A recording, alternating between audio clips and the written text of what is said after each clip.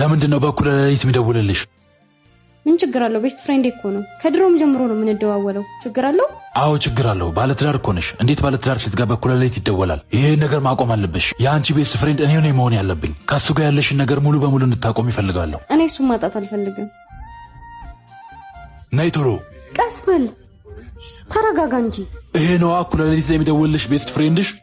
ቆይ ምን ችግር አለው? ጓደኛዬ እኮ ነው አይደል? እዚሁ ጠብቅኝ፣ አናግሬው እመጣለሁ። ለምንድን ነው ለሚስቴ በኩለ ሌሊት የምትደውልላት? ባለትዳር እንደሆነች አታውቅም እንዴ? ምን ችግር አለው? ጓደኛዬ ነች። ጓደኛ ከሆነች በ6 ሰዓት ነው የምትደውልላት? ዛሬ ምን ተገኘ? ከድሮም ጀምሮ እኮ ነው ሌሊት የምናወራው። አዎ አውቃለሁ። እኔም ብዙ ታግሻለሁ። የሁለታችሁ ነገር ምንም አልጣመኝም። ከዚህ በኋላ እንድትደውልላት አልፈልግም። ከጓደኝነታችን ባለፈ በመሃላችን ምንም ነገር የለም፣ ቅናት ካልሆነ በስተቀር። አይ እንግዲህ በሚስቴ ላይ የማዘዝ ሙሉ መብት አለኝ። ባለትዳር ሴት ጋር አጉል ሰዓት አይደወልም። ተናግሬያለሁ። ነይ እንሂድ አሁን። ሁለተኛ እንዳይደውል ነግሬዋለሁ። ቅር ይልሻል እንዴ?